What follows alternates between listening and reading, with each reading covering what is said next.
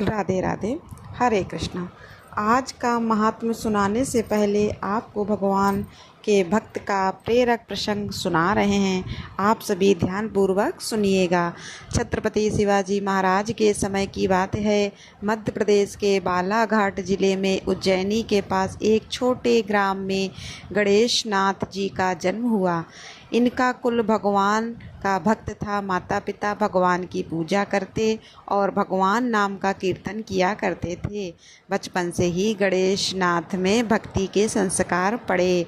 माता उन्हें प्रोत्साहित करती और वे तुतलाते हुए भगवान का नाम ले लेकर नाचा करती। पिता ने भी उन्हें संसार के विषयों में लगने की शिक्षा देने के बदले भगवान का महात्म्य ही सुनाया था। धन्य हैं वे माता पिता जो अपने बालक को विषतुल्य विषय भोगों में नहीं लगाते, बल्कि उसे भगवान के पावन चरणों में लगने की प्रेरणा देते हैं। पिता माता से गणेश नाथ ने अपने नाम कीर्तन का प्रेम और वैराग्य का संस्कार पैतृक धन के रूप में पाया। माता पिता गणेश नाथ की युवा अवस्था प्रारंभ होने से पहले ही परलोकवासी हो गए थे। घर में अब अकेले गणेश नाथ रह गए, किंतु अब उन्हें क्या चिंता। हरि का नाम रस उन्हें मिल चुका था। कामनी कांचन का माया जाल उनके चित्त को कभी आकर्षित नहीं कर सका। वे तो अब सत्संग और अखंड भजन के लिए उत्सुक हो उठे। उन्होंने एक लंगूठी लगा ली। जाड़ा हो या गर्मी हो या फिर वर्षा हो, अब उनको दूसरे किसी वस्त्र से काम ही नहीं था। वे भगवान का नाम कीर्तन करते, पद गाते, आनंदमय होकर नृत्य करने लगते थे। धीरे धीरे वैराग्य बढ़ता ही गया। दिन भर जंगल में जाकर एकांत में उच्च स्वर से नाम कीर्तन करते और रात्रि को घर लौट कर आते। फिर रात को गांव के लोगों को भगवान की कथाएं सुनाते। कुछ समय बीतने पर यह गांव छोड़कर पंढरपुर चले गए और यहीं पर श्री कृष्ण का भजन करने लगे। एक बार छत्रपति शिवाजी महाराज पंढरपुर पधारे। पंढरपुर में उन दिनों अपने वैराग्य और संकीर्तन प्रेम के कारण साधु गणेश नाथ प्रसिद्ध को प्राप्त कर चुके थे। शिवाजी महाराज इनके दर्शन करने गए और उस समय वे कीर्तन करते हुए नृत्य कर रहे थे। बहुत रात बीत गई पर इन्हें तो शरीर का पता ही नहीं था। छत्रपति महाराज चुपचाप देखते रहे। जब कीर्तन समाप्त हुआ तब शिवाजी ने इनके चरणों में मुकुट रखकर अपने खेमे में रात्रि विश्राम करने की इनसे प्रार्थना की। भक्त बड़े संकोच में पड़ गए। अनेक प्रकार से उन्होंने अस्वीकार करना चाहा, मना करना चाहा, पर शिवाजी महाराज आग्रह करते ही गए। अंत में उनकी प्रार्थना स्वीकार करके गणेश नाथ बहुत से कंकड़ चुनकर अपने वस्त्र में बांधने लगे। छत्रपति ने आश्चर्य से पूछा, इनका क्या होगा? तब इन्होंने कहा कि ये भगवान का स्मरण दिलाएंगे। राज शिविर में गणेश नाथ जी के सत्कार के लिए सभी प्रकार की उत्तम व्यवस्था की गई। सुंदर पकवान सोने के थाल में सजाए गए। सुगंधित जल से उनके चरण धोए। स्वयं छत्रपति ने इत्र आदि उपस्थित किया गया और स्वर्ण के पलंग पर कोमल गद्दे के ऊपर फूल बिछाए गए। उनको सुलाने के लिए गणेश नाथ ने यह सब देखा तो सन्न रह गए, जैसे कोई शेर गाय के छोटे बछड़े को उठाकर अपनी मांद में ले जाए और वह बेचारा बछड़ा भय के मारे भागने का रास्ता ही न पा सके। बस यही कुछ दशा गणेश नाथ की हो गई। उन्हें भोग के ये सारे पदार्थ जलती हुई अग्नि के समान जान पड़ते थे। किसी प्रकार थोड़ा सा कुछ खाकर वे विश्राम करने गए। उस फूल बिछी सैया पर अपने साथ लाई बड़ी गठरी के कंकड़ों को बिछाकर वे उन पर ही बैठ गए। वे रोते रोते कहते जाते थे, पांडुरंग मेरे स्वामी, तुमने मुझे कहाँ लाकर डाल दिया। अवश्य मेरे कपटी हृदय में इन भोगों के प्रति कहीं कुछ आसक्ति थी, तभी तो तुमने मुझे यहाँ भेजा है। विट्ठल, मुझे ये पदार्थ नरक की यंत्रणा जैसे जान पड़ते हैं। मुझे तो बस तुम्हारा ही स्मरण चाहिए। किसी प्रकार रात बीती। सवेरे शिवाजी महाराज ने आकर प्रणाम करके पूछा, महाराज रात्रि तो सुख से बीती ना। गणेशनाथ जी ने उत्तर दिया, जो क्षण विट्ठल का नाम लेने में बीते वही सफल है। आज की रात हरि नाम लेने में बीत गई, इसलिए वह सफल हुई। शिवाजी ने जब संत के भाव सुने तब तो उनके नेत्रों से आंसू बहने लगे। साधु को आग्रह करके अपने यहाँ ले आने का उन्हें बड़ा भारी पश्चाताप हुआ। उन्होंने उनके चरणों में गिरकर क्षमा मांगी। साधक के लिए एक सबसे बड़ा विघ्न है लोक प्रख्याति प्रतिष्ठा के कारण जितना शीघ्र साधक मोह में पड़ता है उतनी शीघ्रता से पतन दूसरे किसी विघ्न से नहीं होता। इसलिए साधक को सदा सावधान होकर शुक्रोविष्ठा के समान प्रतिष्ठा से दूर रहना चाहिए।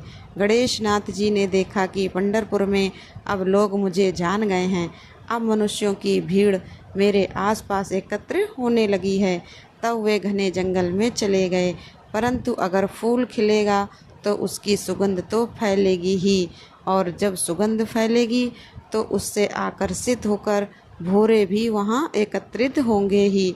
गणेशनाथ जी में भगवान का जो दिव्य अनुराग प्रकट हुआ था, उससे आकर्षित होकर भगवान के प्रेमी भक्त उस वन में भी उनके पास एकत्र होने लगे। गणेशनाथ जी का भगवत प्रेम ऐसा था कि वे जिसे भी छू देते थे वही उन्मत्त की तरह नाचने लगता था, वही भगवान नाम का कीर्तन करने लगता था। श्री चैतन्य महाप्रभु ने अपने भक्तों से एक बार कहा था, सच्चा भगवत भक्त वह है जिसके पास जाते ही दूसरे इच्छा न होने पर भी विवश की भांति अपने आप भगवान का नाम लेने लगे। गणेशनाथ जी इसी प्रकार के भगवान के भक्त थे। श्री गणेशनाथ जी के प्रेम की महिमा अपार है। वे जब भगवान के प्रेम में उन्मत्त होकर पांडुरंग विट्ठल विट्ठल रुक्मणी कहकर नृत्य करने लगते थे, तब वहाँ के सब मनुष्य उनके साथ कीर्तन करने को जैसे विवश हो जाया करते थे। ऐसे भगवत भक्त को नित्य भगवान को प्राप्त हैं। वे भगवानमय हैं। उनके स्मरण से, उनके चरित्र का हृदय में चिंतन करने से मनुष्य के पाप ताप नष्ट हो जाते हैं और मानुष हृदय में भगवान का अनुराग जागृत हो जाता है। सभी मिलकर प्रेम से बोलिए श्री गणेशनाथ जी की जय। अब सुनिए सीता नित्य नेम की कहानी। यह कहानी सीता माता कहती थी और भगवान श्री राम इसे सुना करते थे। एक दिन भगवान को किसी काम से बाहर जाना पड़ गया तो सीता माता कहने लगी, प्रभु मेरा तो 12 वर्ष का नित्य नेम है और अब आप बाहर जाएंगे तो मैं अपनी कहानी किसे सुनाऊंगी। तब भगवान राम जी ने कहा कि तुम कुएं की पाल पर जाकर बैठ जाना और वहाँ जो औरतें पानी भरने आएंगी उन्हें अपनी कहानी सुना देना। सीता माता भगवान के कहे अनुसार कुएं की पाल पर जाकर बैठ गईं। तभी एक स्त्री आई जिसने रेशम जरी की साड़ी पहन रखी थी और सोने का घड़ा ले रखा था। सीता माता ने उसे देखा तो कहने लगे कि बहन मेरा 12 वर्ष का नित्य नेम सुन लो। तब वह स्त्री बोली, मैं तुम्हारा नित्य नेम सुनूंगी तो मुझे तो घर जाने में देर हो जाएगी, फिर मेरी सास मुझसे लड़ेगी। उसने कहानी नहीं सुनी और चली गई। घर जाते ही उसकी रेशम जरी की साड़ी फट गई, सोने का घड़ा मिट्टी के घड़े में बदल गया। यह सब देखकर सासू माँ ने पूछा, अरे बहू यह किसका दोष अपने सिर पर लगाकर आई हो। तब बहू ने कहा कि माँ जी कुएं पर एक औरत बैठी थी, उसने कहानी सुनने के लिए कहा लेकिन मैंने नहीं सुनी, जिसका यह फल मुझे मिला है। अब बहू की बात सुनकर अगले दिन वही साड़ी और घड़ा लेकर सास कुएं की पाल पर गई।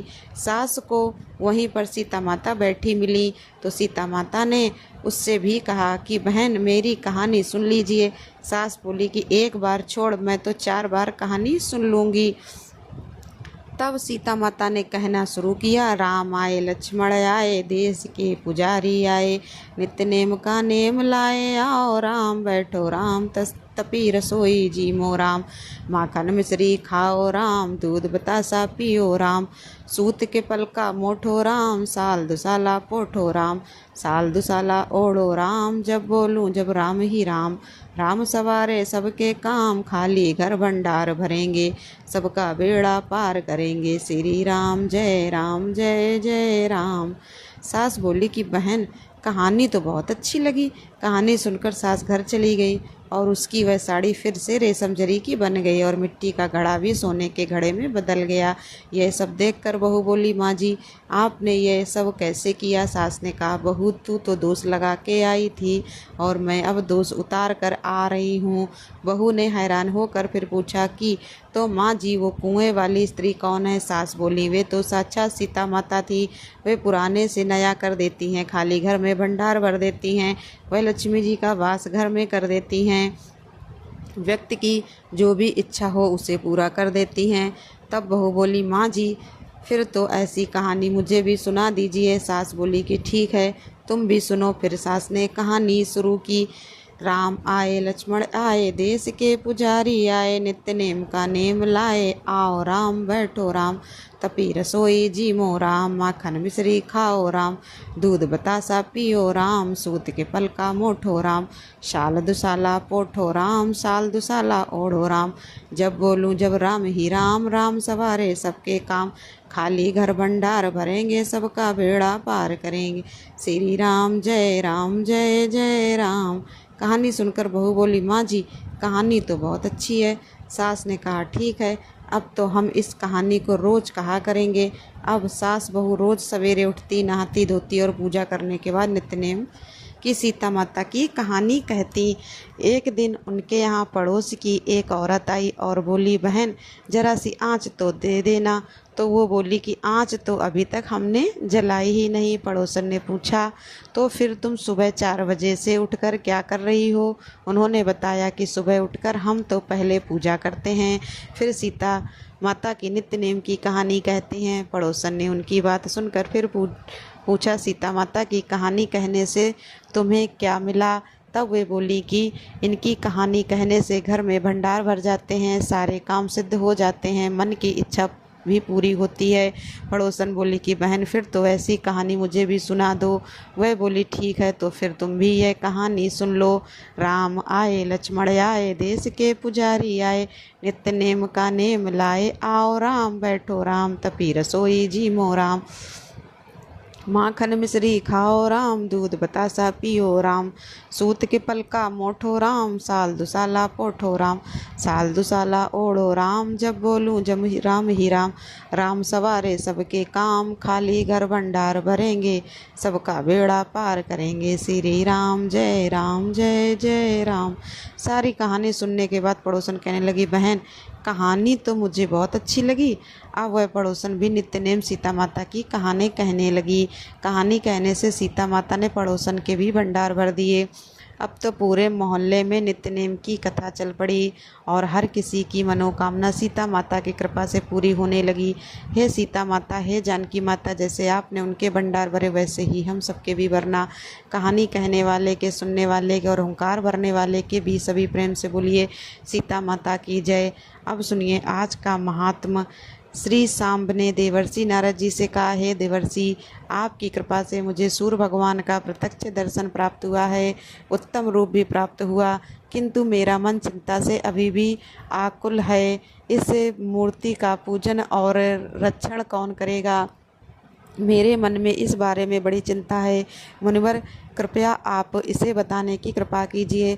तब देवर्षि नारद कहने लगे, इस कार्य को कोई भी ब्राह्मण स्वीकार नहीं करेगा, क्योंकि देव पूजा अर्थात देवधन से अपना निर्वाह करने वाले ब्राह्मण देवलेख लोग कहे जाते हैं। जो लोग लोभवश देवधन और ब्राह्मण धन को ग्रहण करते हैं वे घोर नरक में जाते हैं। इसलिए कोई श्री ब्राह्मण देवता का पूजक नहीं बनना चाहता। तुम भगवान सूर्य की शरण में जाओ और उन्हीं से पूछो कि कौन उनका विधि विधान से पूजन करेगा, या फिर राजा उग्रसेन के पुरोहित से कहो, संभव है कि वे इस कार्य को स्वीकार कर लें। देवर्षि नारद की इस बात को सुनकर जामवंती पुत्र सा उग्रसेन के पुरोहित गौरमुख के पास गए और उन्होंने उन्हें सादर प्रणाम करके कहा, महाराज, मैंने सूर्य भगवान का एक विशाल मंदिर बनवाया है और उसमें समस्त परिवार तथा परिषदों और पत्नियों सहित उनकी प्रतिमा की स्थापना भी की है और अपने नाम से वहाँ एक नगर भी बताया है। आपसे मेरा यह विनम्र निवेदन है कि आप उन्हें ग्रहण कीजिए।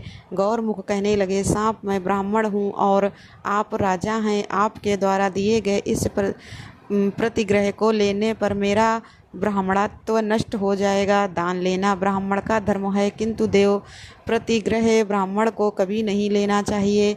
आप यह दान किसी मग को दे दीजिए, वही सूर्यदेव की पूजा का अधिकारी है। राम ने पूछा, महाराज यह मग कौन है, कहाँ रहते हैं, किसके पुत्र हैं, इनका क्या आचार है, आप कृपा करके इस बारे में बताइए। सांब की बात सुनकर गौरमुख बोले, मग भगवान सूर्य अर्थात अग्नि तथा निशुंभा के पुत्र हैं। अपने पूर्व जन्म में निशुंभा महर्षि ऋग्जय की अत्यंत सुंदर पुत्री थी।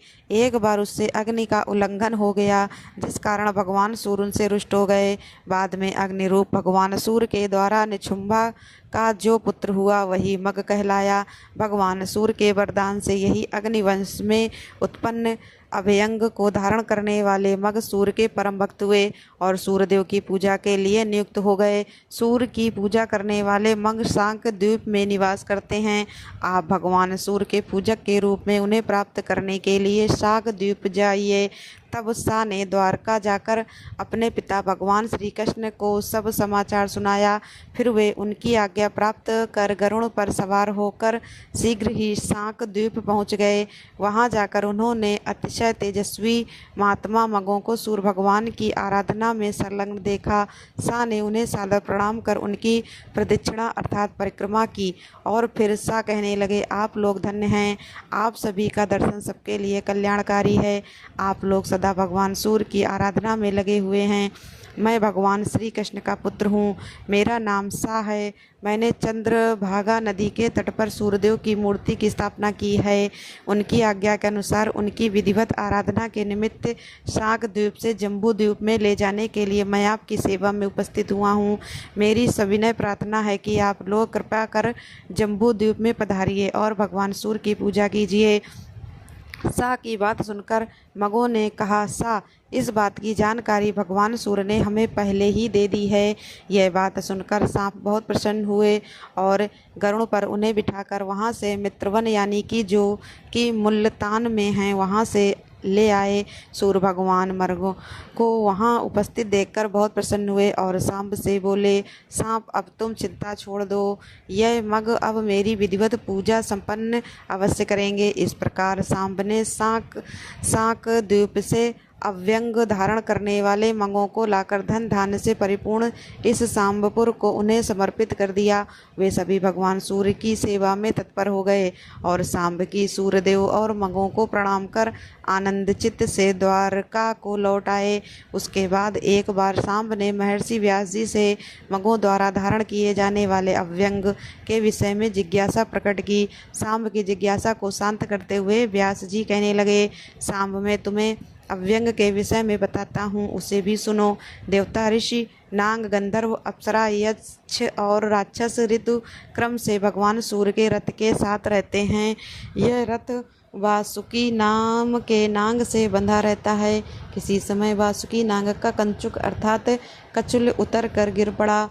नागराज वासुकी के शरीर से उत्पन्न उस कचुल को भगवान सूर्य ने स्वर्ण और रत्नों से अलंकृत कर अपने मध्य भाग में धारण कर लिया।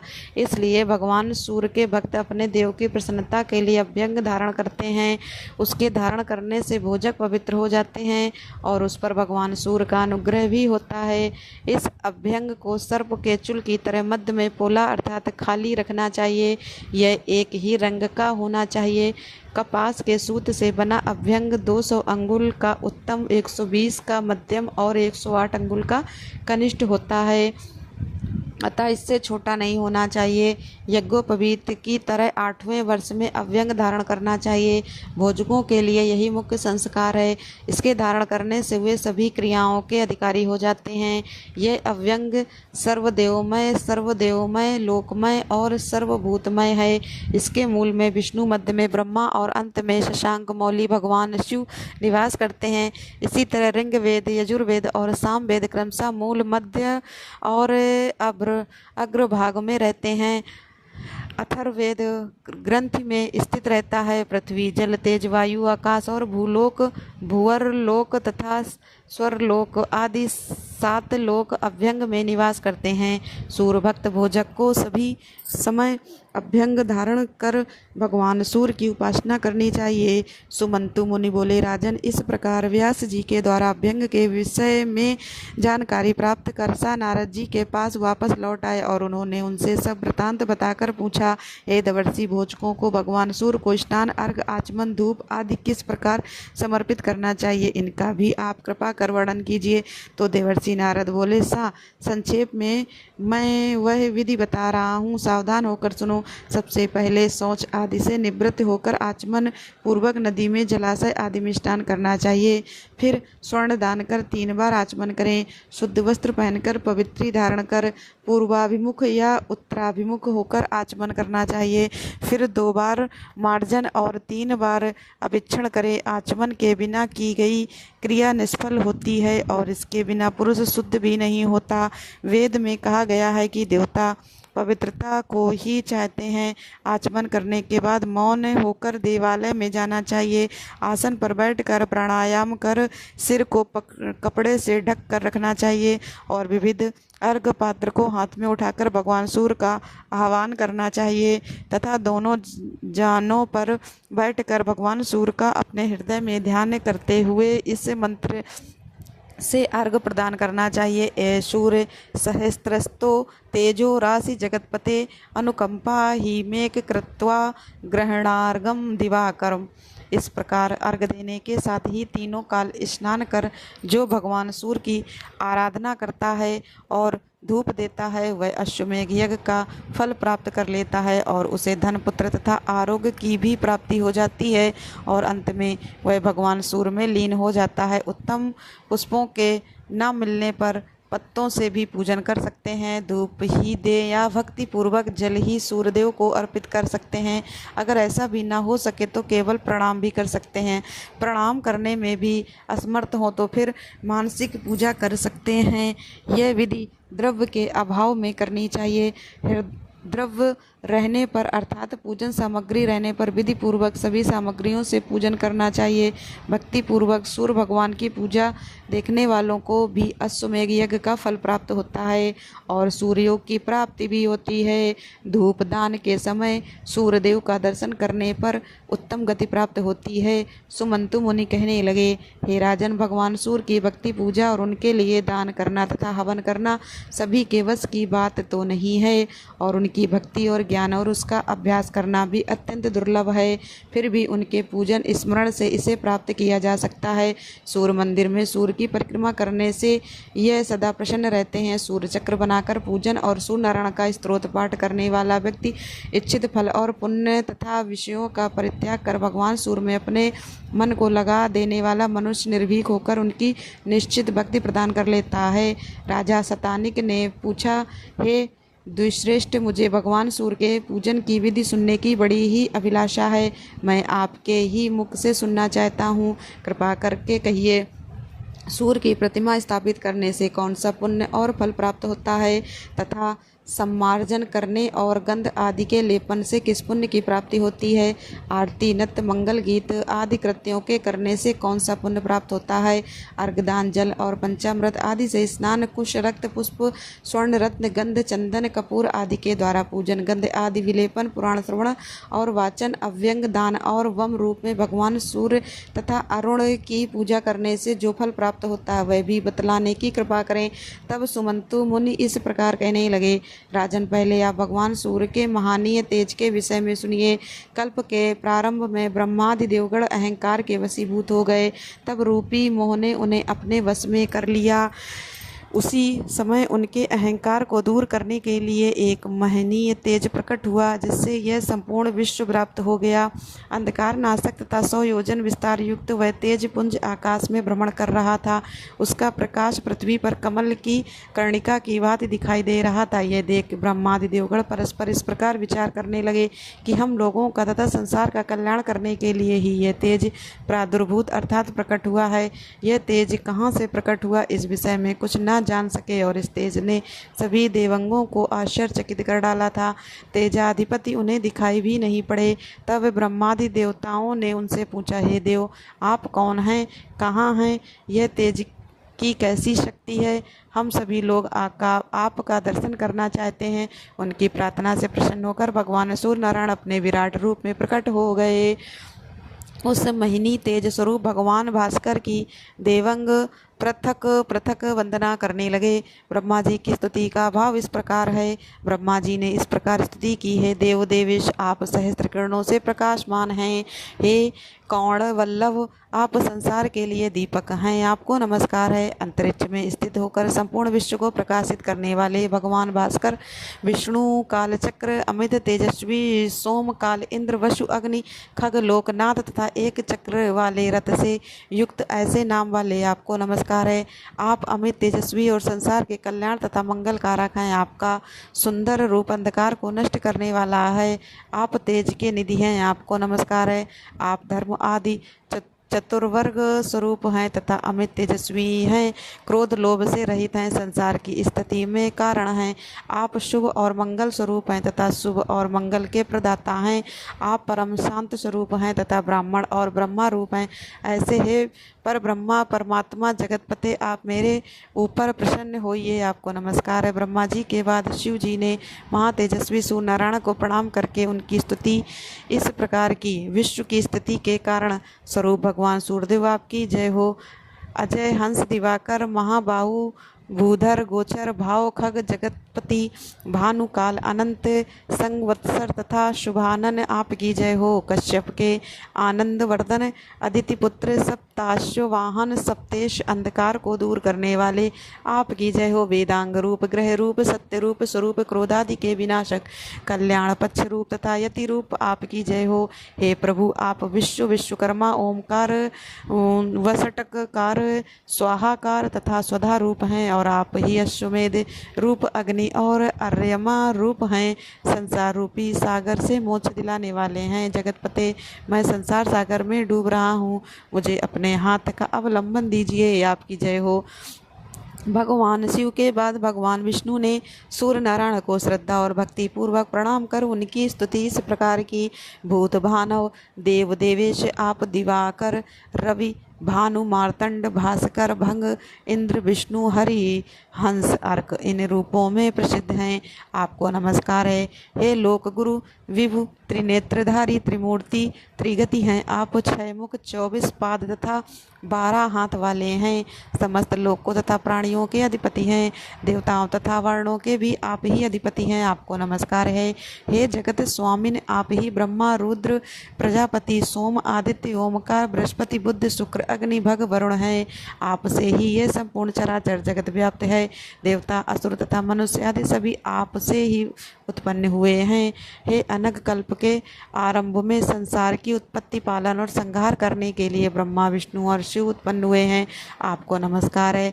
ब्रह्मादि देवताओं की स्तुति से भगवान सूर्य नारायण बहुत ही प्रसन्न हुए और उन्होंने ब्रह्मा विष्णु तथा महादेव को अपनी अखंड भक्ति तथा भगवान अनुराग प्राप्त करने का वर प्रदान करते हुए कहा, हे विष्णु आप देवदानव यक्ष राक्षस गंधर्व आदि सभी पर विजय प्राप्त कर अजय रहेंगे। संपूर्ण संसार का पालन करते हुए आप की मेरे ऊपर अचल भक्ति बनी रहेगी। ब्रह्मा भी इस जगत की सृष्टि करने में समर्थ होंगे और मेरे प्रसाद से शंकर भी इस संसार का संहार कर सकेंगे, इसमें कोई संदेह नहीं। मेरी पूजा के फलस्वरूप आप लोग ज्ञानियों में उत्कृष्ट स्थान प्राप्त कर लेंगे। भगवान सूर्य के इन वचनों को सुनकर महादेव जी इस प्रकार बोले। अध्याय 25 प्रारंभ। हे भगवान हम लोग आपकी आराधना किस प्रकार करें उससे आप बताइए। हमें आपकी परम पूजनीय मूर्ति तो दिखाई नहीं दे रही, केवल प्रकाश ही आकृति और मात्र तेज ही दिखाई पड़ रहा है। यह तेज आकार विहीन होने के कारण हृदय में स्थान नहीं पा रहा। जब तक मन किसी विषय वस्तु में नहीं लगता तब तक किसी भी व्यक्ति की भक्ति या इच्छा उस विषय वस्तु को प्राप्त करने की होती ही नहीं। जब तक भक्ति उत्पन्न नहीं होगी तब तक पूजन आदि करने में भी कोई समर्थ नहीं होगा। इसलिए आप साकार रूप में प्रकट होइए, जिससे कि हम लोग उस साकार रूप का दर्शन पूजन अर्चन कर सिद्धि को प्राप्त करने में समर्थ हो सके। तब भगवान सूर्य कहने लगे, महादेव जी आपने बड़ी उत्तम बात पूछी है। अब आप दंत चित्त होकर सुनिए। इस जगत में मेरी 4 प्रकार की मूर्तियां हैं जो संपूर्ण संसार को व्यवस्थित करती हुई सूजन सृजन पालन पोषण तथा संहार आदि में प्रत्येक समय संलग्न रहती हैं। मेरी प्रथम मूर्ति राजसी मूर्ति है तो ब्राह्मी शक्ति के नाम से प्रसिद्ध है। वह कल्प के आदि में संसार की सृष्टि करती है। दूसरी सातवीं की मूर्ति विष्णु रूपिणी है जो संसार का पालन और दुष्टों का विनाश करती है। तीसरी मूर्ति तामसी है जो भगवान शंकर के नाम से विख्यात है। वह हाथ में त्रिशूल धारण किए कल्प के अंत में विश्व सृष्टि का संहार करती है। मेरी चौथी मूर्ति सत्वादि गुणों से अतीत तथा उत्पन्न है और वह स्थित रहते हुए भी दिखाई नहीं पड़ती। उस अदृश्य शक्ति के द्वारा यह समस्त संसार विस्तार को प्राप्त हुआ है। ओमकार ही मेरा स्वरूप है। यह सकल तथा निष्कल और साकार और निराकार दोनों ही रूपों में है। यह संपूर्ण संसार में व्याप्त रहते हुए भी सांसारिक कर्मफलों में लिप्त नहीं रहती, जल में पद्मपत्र की भांति अलिप्त नहीं रहती है। यह प्रकाश आप लोगों के अज्ञान के दूर करने तथा संसार में प्रकाश करने के लिए उत्तम हुआ है। अब आप लोग मेरे इस अस्पष्ट अर्थात निर्लिप्त रूप की आराधना करें। इस प्रकार सूर्यनारायण के वचन सुनकर भगवान विष्णु ने उन्हें प्रणाम करके कहा, हे देव, हम सभी लोग उत्तम सिद्धि प्राप्त करने के लिए आपके परम तेजस्वी बम रूप का पूजन अर्चन किस विधि से आराधना करें। हे परम पूजित, कृपया आप उस विधि को बतलाकर मुझे सहित ब्रह्मा और शिव पर दया कीजिए जिससे हम लोगों को परम सिद्धि प्राप्त हो सके और हमें कोई विघ्न बाधा भी ना आए।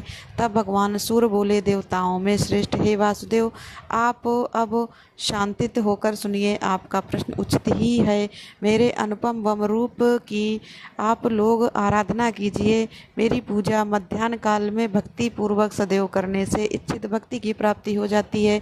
भगवान सूर्य के इस वचन को सुनकर ब्रह्मादि देवताओं ने प्रणाम करके कहा, हे देव, आप धन्य हैं। हम लोगों को आपने अपने तेज से प्रकाशित किया है। हम लोग कृतकृत्य हो गए। आपके दर्शन मात्र से ही सभी लोगों को ज्ञान प्राप्त हुआ है तथा तम मोह तंद्रा आदि सभी क्षण मात्र में ही दूर हो गए हैं। हम लोग आपके ही तेज के प्रभाव से उत्पत्ति, पालन और संहार करते हैं। अब आप वम के पूजन विधि को बताने की कृपा कीजिए। तब भगवान आदित्य कहने लगे, हे देवता गणों, आप लोग सत्य ही कह रहे हैं। जो मैं हूँ वही आप लोग भी हैं, अर्थात आप लोगों के स्वरूप में मैं ही स्थित हूँ। अहंकारी, विमूढ़, असत्य, कलह से युक्त लोगों के कल्याण के लिए तथा आप लोगों के अंधकार अर्थात तम मोह आदि की निवृत्ति के लिए मैंने तेजोमय स्वरूप प्रकट किया। इसलिए अहंकार, मान, दर्प आदि का परित्याग कर श्रद्धा भक्ति पूर्वक निरंतर अब आप लोग मेरी आराधना करें। इससे मेरे सकल निष्कल उत्तम स्वरूप का दर्शन प्राप्त होगा और मेरे दर्शन से सभी सिद्धियां प्राप्त हो जाएंगी। इतना कहकर सहस्त्र किरण भगवान सूर्य देवताओं के देखते देखते अंतर्दय हो गए। भगवान भास्कर के तेजस्वी रूप का दर्शन कर ब्रह्मा, विष्णु और शिव सभी आश्चर्यचकित होकर परस्पर कहने लगे, यह तो अदिति पुत्र सूर्य नारायण है। यह महातेजस्वी लोकों को प्रकाशित करने वाले सूर्य नारायण हैं। इन्होंने हम सभी लोगों को महान अंधकार रूपी तम से निवृत्त कर दिया है। हम अपनेपन स्थान पर चलकर अब इनकी पूजा करें जिससे इनके प्रसाद से हमें सिद्धि की प्राप्ति हो सके। उस वम रूप की श्रद्धा भक्ति पूर्वक पूजन करने के लिए ब्रह्मा जी पुष्कर क्षेत्र में भगवान विष्णु सालग्राम में और वृषभ ध्वज शंकर गंधमादन पर्वत पर चले गए। वहाँ मान, तर्प तथा अहंकार का परित्याग कर ब्रह्मा जी चार कोण से युक्त वम की, भगवान विष्णु चक्र में अंकित वम की और शिव अग्नि रूपी तेज से अभिभूत वम व्रत की सदा भक्ति पूर्वक पूजा करने लगे। ब्रह्मादि देवता गंधमाला, नृत्य, गीत आदि से दिव्य सहस्त्र वर्षों तक सूर्य नारायण की पूजा कर उनकी अचल भक्ति और प्रसन्नता प्राप्ति के लिए उत्तम तपस्या में लीन हो गए। सुमंतु मुनि बोले, महाराज, देवताओं के पूजन से प्रसन्न होकर वे एक रूप से ब्रह्मा के पास, एक रूप से शंकर के पास तथा एक रूप से विष्णु के पास गए और अपने चतुर्थ रूप से रथारूढ़ होकर आकाश में स्थित भी रहे। भगवान सूर्य ने अपने योग बल से पृथक पृथक उन्हें दर्शन दिया। दिव्य रथ पर आरूढ़ सूर्यदेव ने अपने अद्भुत योग बल से देखा कि चतुर्मुख ब्रह्मा जी कमल मुख वम की पूजा में अत्यंत श्रद्धा भक्ति से नतमस्तक हैं। यह देखकर ब्रह्मा जी से भगवान सूर्यदेव ने कहा, हे सूर्यश्रेष्ठ, देखो, मैं वर देने के लिए उपस्थित हूँ। यह सुनकर श्री ब्रह्मा जी हर्ष से प्रफुल्लित हो गए और हाथ जोड़कर उनके कमल मुख को देखकर अति विनम्र भाव से प्रणाम कर प्रार्थना करने लगे। देवेश, आप प्रसन्न हैं तो मेरे ऊपर कृपा कीजिए। हे देव, आपके अतिरिक्त मेरे लिए अन्य कोई गति नहीं है। ब्रह्मा जी की बात सुनकर भगवान सूर्य बोले, जैसा आप कह रहे हैं उसमें विचार करने की कोई बात नहीं। हे ब्रह्मा जी, आप कारण रूप से मेरे प्रथम पुत्र के रूप में उत्पन्न होइए। अब आप वर मांगिए, मैं वर देने के लिए ही आया हूँ। ब्रह्मा जी कहने लगे, हे भगवान, यदि आप मेरे ऊपर प्रसन्न हैं तो मुझे उत्तम वर दीजिए जिससे मैं सृष्टि कर सकूं। भगवान आदित्य कहने लगे, हे जगतपति चतुर्मुख ब्राह्मण, आपको मेरे प्रसाद से सिद्धि प्राप्त हो जाएगी और आप इस जगत के सृष्टि होंगे। तब श्री ब्रह्मा जी कहने लगे, हे जगन्नाथ, मेरा निवास किस स्थान पर होगा। भगवान सूर्य कहने लगे, जिस स्थान पर मेरा महद वोम पृष्ठ श्रृंग से युक्त उत्तम रूप रहेगा, वही कदम्ब रूप में आप नित्य स्थित रहेंगे। पूर्व दिशा में इंद्र, अग्नि कोण में शांडली सूत, अग्नि दक्षिण में यम, नैऋत्य कोण में नैऋति, पश्चिम में वरुण और वायव्य कोण में वायु तथा उत्तर दिशा में कुबेर का निवास रहेगा। ईशान कोण में शंकर और आपका तथा मध्य विष्णु का निवास रहेगा। ब्रह्मा जी कहने लगे, देव, आज मैं कृत्य हो गया। जो कुछ भी मुझे चाहिए था वह सब मुझे प्राप्त हो गया। सुमंतु मुनि बोले, राजन, इस प्रकार भगवान आदित्य ब्रह्मा जी को वर प्रदान कर उनके साथ गंध मादन पर्वत पर चले गए। वहाँ उन्होंने देखा भूत भावन शिव तीव्र तपस्या में संलग्न हैं। वे तेज से युक्त वम का पूजन कर रहे हैं। इस प्रकार शिव जी के द्वारा अर्चन को देखकर भगवान भास्कर प्रसन्न हो गए। 26वां अध्याय प्रारंभ। भगवान शिव को इस प्रकार तपस्या में लीन देखकर सूर्य भगवान कहने लगे, भीम, मैं तुमसे अति प्रसन्न हूँ। वत्स, वर मांगो, मैं वर देने के लिए ही यहाँ उपस्थित हुआ हूँ। इस पर महादेव जी ने साष्टांग प्रणाम कर श्री सूर्य नारायण देव की स्तुति की और कहने लगे, हे देव, आप मुझ पर कृपा कीजिए। आप जगतपति हैं, संसार का उद्धार करने वाले हैं। मैं आपके अंश से आपके पुत्र के रूप में उत्पन्न हुआ हूँ। आप वही कीजिए जो एक पिता अपने पुत्र के लिए करता है। यह वचन सुनकर भगवान सूर्य बोले, शंकर, जो तुम कह रहे हो उसमें कोई भी संदेह नहीं। मेरे ललाट से तुम पुत्र रूप में उत्पन्न हुए हो। जो तुम्हारे मन में हो वह वर मांगो। तब महादेव जी कहने लगे, हे भगवान, अगर आप मेरे ऊपर संतुष्ट हैं तो मुझे अपनी अचल भक्ति प्रदान कीजिए, जिससे यक्ष, गंधर्व, देव, दानव आदि पर मैं विजय प्राप्त कर सकूं और युग के अंत में प्रजा का संहार कर सकूं। हे देव, मुझे उत्तम स्थान भी प्रदान करें। भगवान सूर्य ने ऐसा ही होगा कहकर कहा कि इसी प्रकार तुम मेरे परम वम रूप की पूजा प्रतिदिन करते रहो और यही परम तेजस्वी वम तुम्हारा शस्त्र अर्थात त्रिशूल होगा। सुमंतु मुनि बोले, महाराज, तदनंतर भगवान सूर्य भगवान विष्णु को वर देने वाले सालग्राम अर्थात मुक्तिनाथ क्षेत्र में गए। वहां उन्होंने देखा कि वे कृष्णाजिन धारण कर शांत चित्त होकर परम उत्कृष्ट तपस्या कर रहे हैं और हृदय में भगवान सूर्य का ध्यान कर रहे हैं। भगवान भास्कर ने अति प्रसन्न होकर उनसे कहा, हे विष्णु, मैं आ गया हूँ, मुझे देखो। भगवान विष्णु ने उन्हें सर झुकाकर प्रणाम किया और कहने लगे, हे जगन्नाथ, आप मेरी रक्षा कीजिए, मेरे ऊपर दया कीजिए। मैं आपका दूसरा पुत्र हूँ। पिता अपने पुत्र पर जैसी कृपा दृष्टि रखता है उसी प्रकार आप भी मेरे ऊपर दया दृष्टि बनाए रखें।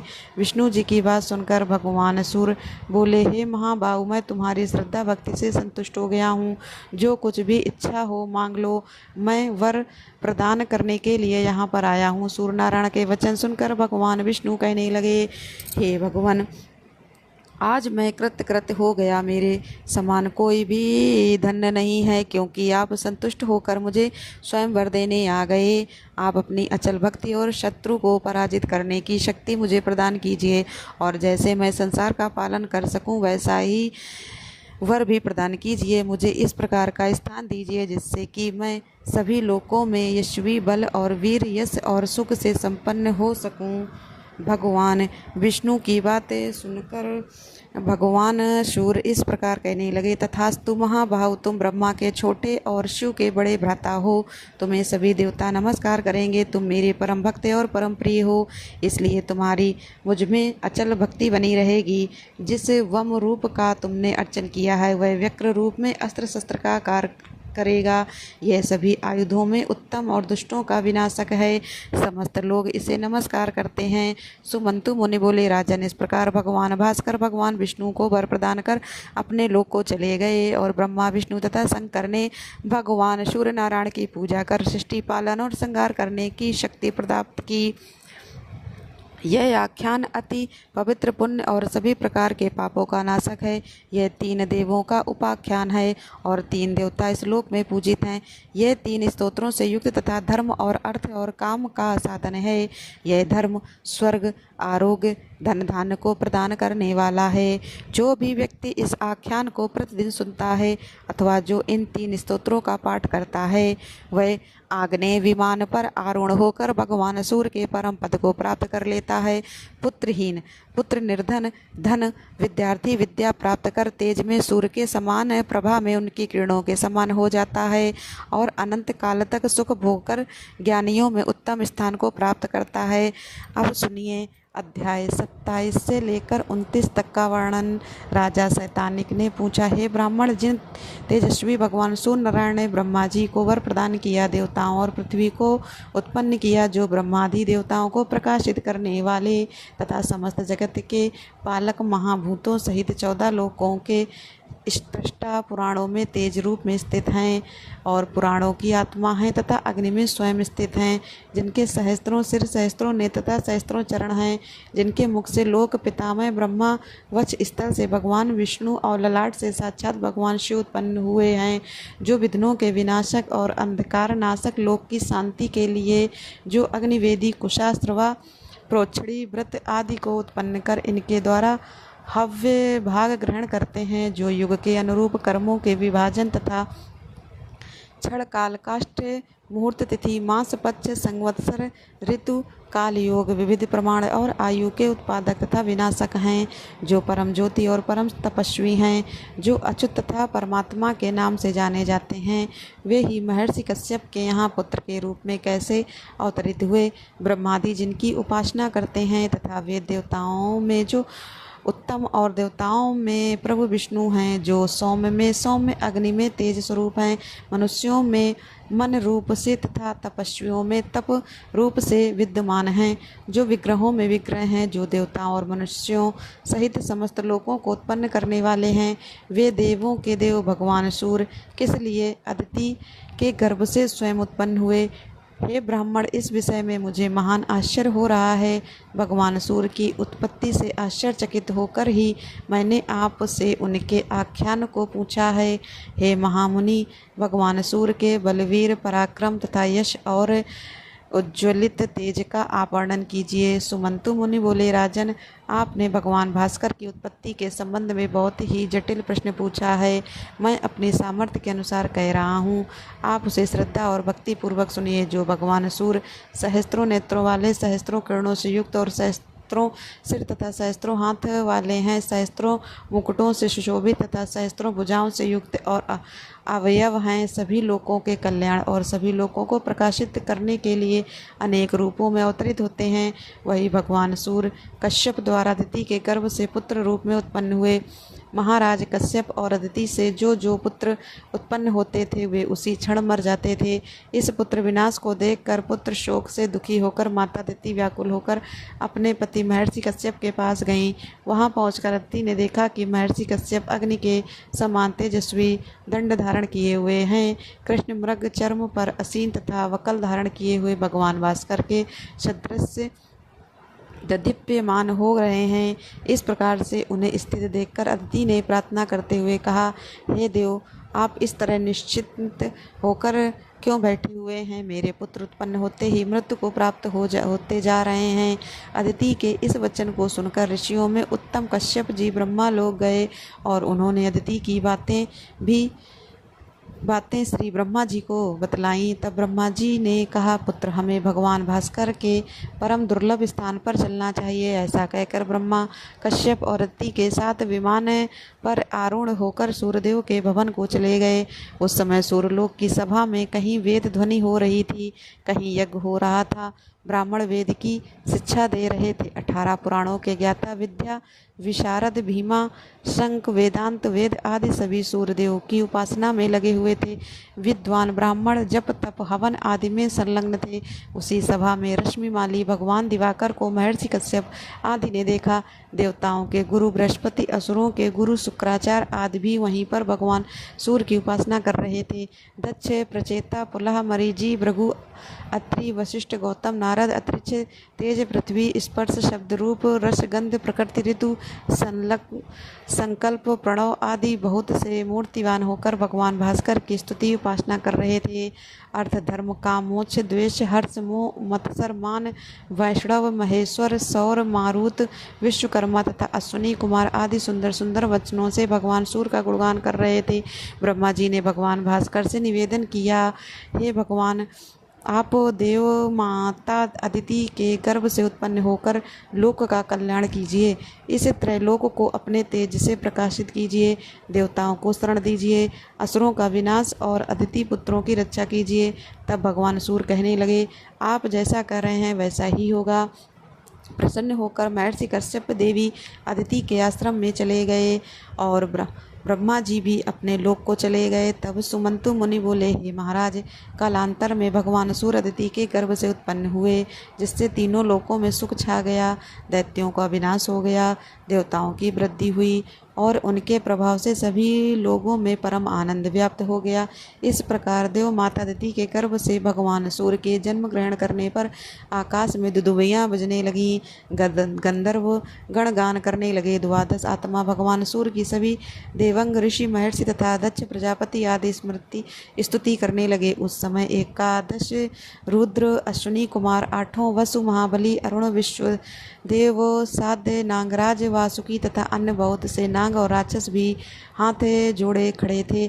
पितामह ब्रह्मा भी स्वयं पृथ्वी पर आए और सभी देवता और ऋषि महर्षियों से बोले, देवर्षि गण जिस प्रकार बालक रूप में उत्पन्न होकर ये सभी को देख रहे हैं, उसी प्रकार ये लोकेश्वर विमान और विवशवान रूप में विख्यात होंगे। देव, दानव, यश, गंधर्व आदि के जो कारण हैं, वे ही आदिदेव भगवान सूर्य आदित्य हैं। इस प्रकार कहकर पितामह ब्रह्मा ने देवताओं और ऋषियों सहित उन्हें नमस्कार कर विधि पूर्वक उनकी अर्चना की और फिर वे अपने अपने लोक को चले गए। वेदों द्वारा ज्ञेय तथा इंद्रादि 12 नामों से युक्त भगवान सूर्य को पुत्र रूप में प्राप्त कर महर्षि कश्यप अदिति के साथ परम संतुष्ट हो गए और सारा विश्व हर्ष से व्याप्त हो गया तथा सभी राक्षस भयभीत हो गए। भगवान सूर्य बोले, महर्षि, आपके पुत्र नष्ट हो जाते हैं, इसलिए गर्भ की सिद्धि के लिए मैं आपके यहाँ पुत्र रूप में उत्पन्न हुआ हूँ। सुमंतु मुनि बोले, राजन, इस प्रकार भगवान भास्कर की आराधना करके ब्रह्मा जी ने सृष्टि करने का वर प्राप्त किया और कश्यप मुनि ने भी भगवान भास्कर को प्रसन्न कर उन्हें पुत्र रूप में प्राप्त कर लिया।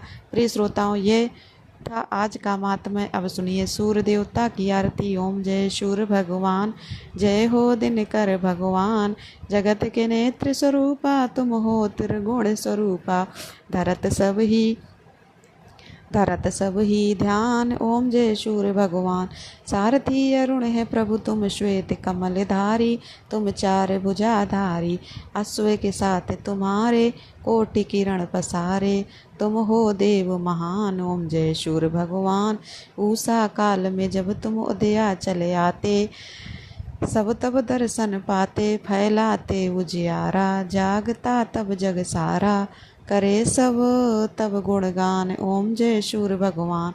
संत संध्या में भुवनेश्वर, आस्था चल जाते गोधन तब घर आते, गोधली बेला में हर घर हर आंगन में हो तब महिमा गान। ओम जय सूर्य भगवान। देव धनुज नर नारी, ऋषि मुनिवर भजते, आदित्य हृदय जपते ते, स्तोत्र ये मंगलकारी, इसकी है रचना न्यारी, देव नव जीवन दान।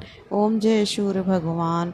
तुम हो त्रिकाल रचयिता, तुम जग के आधार, महिमा तब अपरंपार, प्राणों का सिंचन करके भक्तों को अपने देते बल बुद्धि और ज्ञान। ओम जय शूर भगवान। भूचर जलचर खेचर सबके हो प्राण, तुम ही सब जीवों के प्राण। तुम ही वेद पुराण बखाने, धर्म सभी तुम्हें माने। तुम ही सर्वशक्तिमान। ओम जय शूर भगवान। पूजन करती दिशाएं पूजे, दश दिक्पाल तुम भवनों के प्रतिपाल। ऋतु में तुम्हारी दासी, तुम शाश्वत अविनाशी, शुभकारी अंशुमान। ओम जय शूर भगवान। ओम जय शूर भगवान। जय हो दिनकर भगवान, जगत के नेत्र स्वरूपा। तुम हो त्रिगुण स्वरूपा, धरत सब ही तब ध्यान। ओम जय शूर भगवान। ओम जय शूर भगवान। बोलो शूर